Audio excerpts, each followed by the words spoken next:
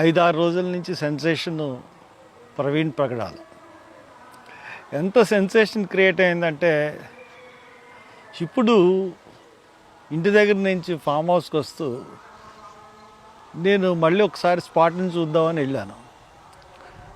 అదొక స్పాట్ లాగా, అది పిక్నిక్ స్పాట్ అనకూడదు, కానీ అది చాలామంది వచ్చి ఇక్కడ చనిపోయారా, ఎలా చనిపోయారు, ఇంతే కదా గొయ్యి ఉంది, ఎలాగ అన్ని దెబ్బలు ఎలా తూగుతాయి, ఇది చర్చించుకుంటున్నారు అక్కడికి వచ్చి. కావాలంటే పోలీసులు మీరు వెళ్ళి రికార్డ్ చేయండి, ఎవరినన్నా పంపించండి, ఎవరినైనా పంపించి మీ ఇంటెలిజెన్స్ వాళ్ళను ఐబీ వాళ్ళను పంపిస్తే ప్రజలు అనుకునే మాటలు మీకు తెలుస్తాయి. ఇంక మీరు దీని గురించి ఇంక అన్నీ కట్టి పెట్టేయండి. ఐజీ నిన్న ఎస్పీ గారు, ఐజీ గారు ఇద్దరు ప్రెస్ మీట్ పెట్టారు. ఇంక మీరు ఇంకా అబద్ధాలు మానేయండి, ఇద్దరు కూడా మానేసి ఎలా హత్య జరిగింది అన్నదాని మీద ఇన్వెస్టిగేషన్ చేయండి. ఎందుకు చెప్తున్నానంటే, ఇది హత్య, 100% ఇది హత్య. ఏ రకంగా చూసుకున్నా ఇది హత్య. మీరు నిన్న చూపించిన విధానం ఎలా చూపించారండి? నిన్న మీరు ప్రెస్కి ఒక సెన్సేషనల్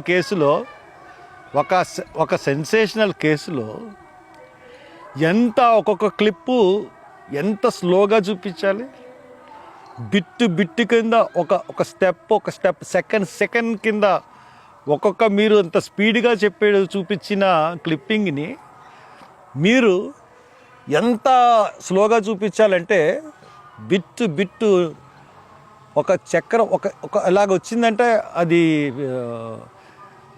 పిక్స్ని విడదీసి చూపించాలి. స్ప్లిట్ ఆఫ్ సెకండ్స్ని కూడా విడదీసి చూపించాలి. ఎందుకంటే అంటే ఫాస్ట్ మూవింగ్ వెహికల్స్, దాన్ని కెమెరా క్యాప్చర్ చేసింది. కెమెరా క్యాప్చర్ చేస్తున్నప్పుడు దాన్ని ఇది మీకు సస్పెషన్ అనేది ఉన్నారు. సస్పెక్షన్ అనేది ఉంటే, సస్పిషన్ ఉంటే ఏం చేయాలండి? బిట్లు కింద విడదీసి చూపించాలి.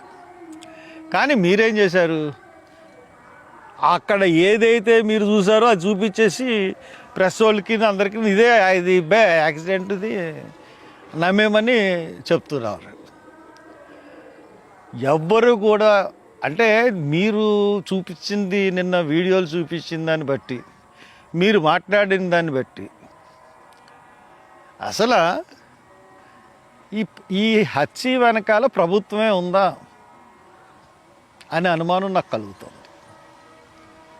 ప్రభుత్వమే ఈ హత్య చేయించిందా, లేదంటే ప్రభుత్వంలోని బాగా పెద్దలు చేయించారా? ఎందుకు మీరు పోలీస్ డిపార్ట్మెంటు ఎందుకు ఇంత హైరానా పడిపోతున్నారు?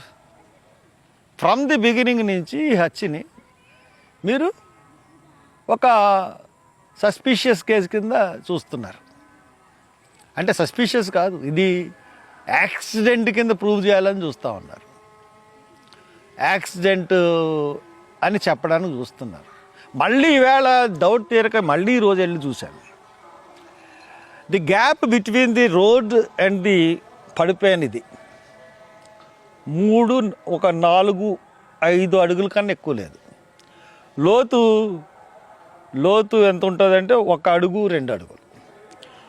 ఇలాగ దిగిన తర్వాత బండి ఇలాగొచ్చింది, ఇది గొయ్య ఇలా వచ్చి ఇలా జారిపోయింది. ఇక్కడ జారడానికి ఇక్కడ దానికి 2 అడుగులు ఉంటాయి. 2 అడుగుల్లోనే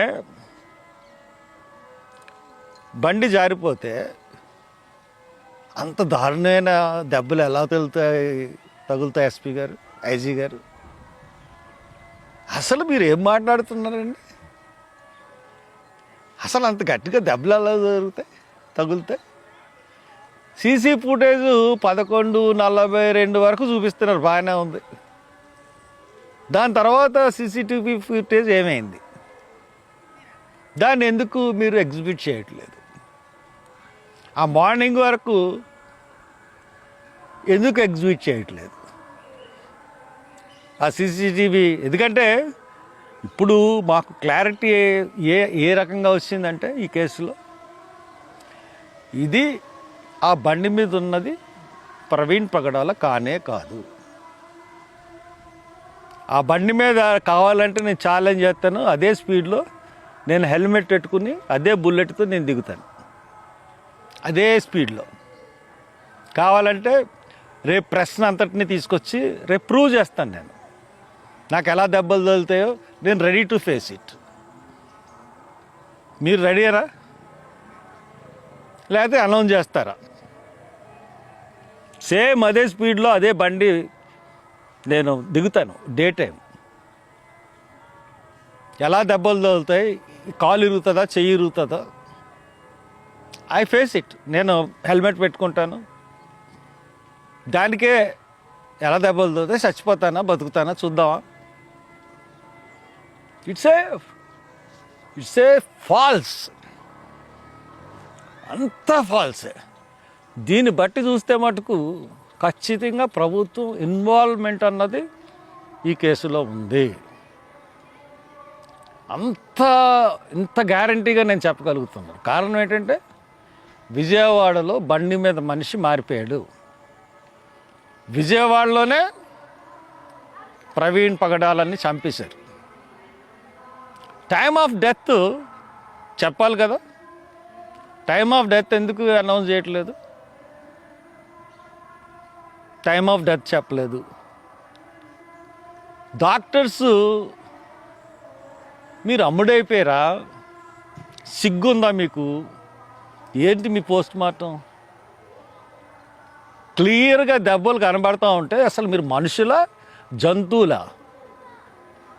అంత క్లియర్గా కనబడతా ఉంటుంటే మీరు దాన్ని సస్పీషియస్ అని ఎలాగిస్తున్నారు? ఫారెన్సిక్స్కి పంపిస్తామని ఎలాగంటున్నారు? క్లియర్గా దెబ్బలు కనబడతా ఉంటుంటే మనిషి మీద మీరు డాక్టర్లేనా? డాక్టర్ వృత్తికి అవమానం తెచ్చే విధంగా మీరు ప్రవర్తిస్తూ ఉన్నారు. మీ డాక్టర్లు చెప్తున్నారు. ఎంత గవర్నమెంట్ ఇన్వాల్వ్ ఉంటుంటే ఇంత ప్రజలు మొత్తం మా రాష్ట్ర ప్రజలందరూ ఈ కేసు గురించి చూస్తూ ఉన్నారు. ఇప్పటికి కూడా ఇంకా జనం అక్కడ చూస్తున్నారంటే ఏమనాలి మిమ్మల్ని? అంటే గవర్నమెంట్ ఏం చేసినా చెల్లుతుంది, ఏమన్నా కప్పిపుచ్చేసి అనుకుంటుందా గవర్నమెంట్? నేను అందుకనే చెప్పాను, మీరు ఇటువంటి అధివేశాలు ఎత్తారనే హైదరాబాద్లో పోస్ట్ మార్టం చేయిస్తా అన్నాను. ఈ డాక్టర్లు ఇద్దరు సరిగ్గా మీరు వచ్చి బయటకు వచ్చి చెప్పకపోతే మీ ఉద్యోగాలు ఊడిపోతాయి. చెప్తున్నాను, అక్కడ పోస్ట్ మార్టంలో ఎవరెవరైతే ఉద్యోగాలు చేస్తున్నారో మీరు అందరూ సంతకాలు పెట్టాలి. మీ ఉద్యోగాలు కూడా ఊడిపోతాయి. పోస్ట్ మార్టం ఎట్టి పరిస్థితుల్లోనూ కోర్టులో కేసేసి రాహుల్ గాంధీతో చెప్పించి సీఎంతో మాట్లాడి రీపోస్ట్ మార్టం చేయిస్తాం. వేరే కేసు మేము మళ్ళీ కట్టిస్తాం. అనుమానాస్పద మృతి కాదు, ఇది హత్య, దీని మీద మళ్ళీ చేయాలని.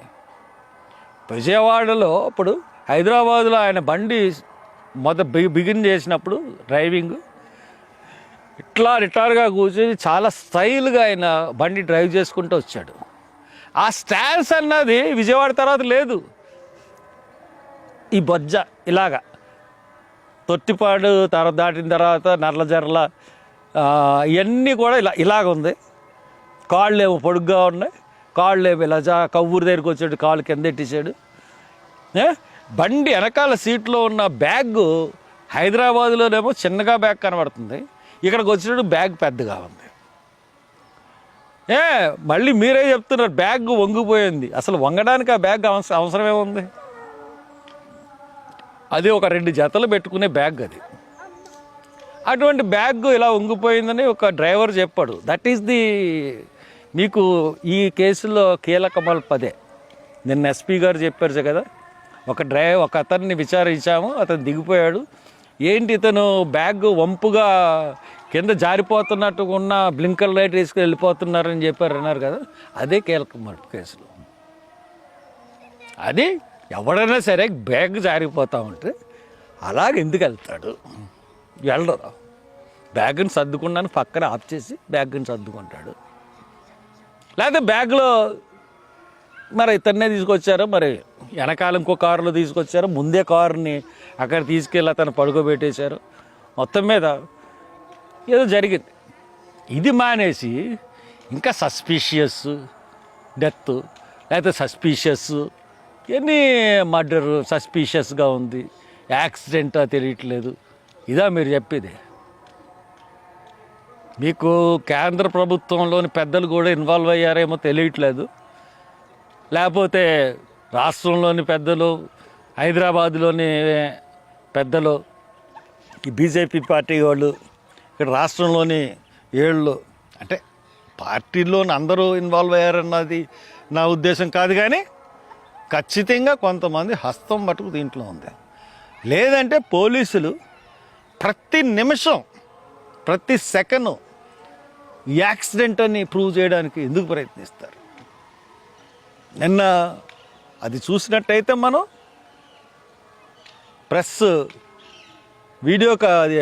ప్రెస్ కాన్ఫరెన్స్లో అంత స్పీడ్గా వీడియోలు ప్లే చేయాల్సిన అవసరం ఏంటి? ఎంత నాటకం ఆడారు ఐజీ గారు, ఎస్పీ గారు, మీరిద్దరూ. అసలు ఒక అబద్ధాన్ని నిజంగా నమ్మించడానికి మీకు నిజమేంటో తెలుసు మీ ఇద్దరికి, కానీ మీరిద్దరూ కూడా గొప్ప నాటకం రక్తి భలే కట్టించారు నేను ప్రెస్ కాన్ఫరెన్స్లో. సో దట్ మీ ప్రెస్ మీట్ని మేము నమ్మట్లేదు. మీరు ఇమ్మీడియట్గా మర్డర్ అని డిక్లేర్ చేసి ఇది మర్డరు, ఆ వైపుగా మా దర్యాప్తు కొనసాగుతుంది అని చెప్పకపోతే మటుకు చాలా దురదృష్టవంతులు అయిపోతారు. మీరు చెప్తున్నాను, చాలా దురదృష్టవంతులు అవుతారు. డాక్టర్స్ కూడా ఆ దాంట్లో ఆ ఇన్సిడెంట్లో ఉన్న వాళ్ళందరూ కూడా చాలా దురదృష్టంలో ఉంటారు.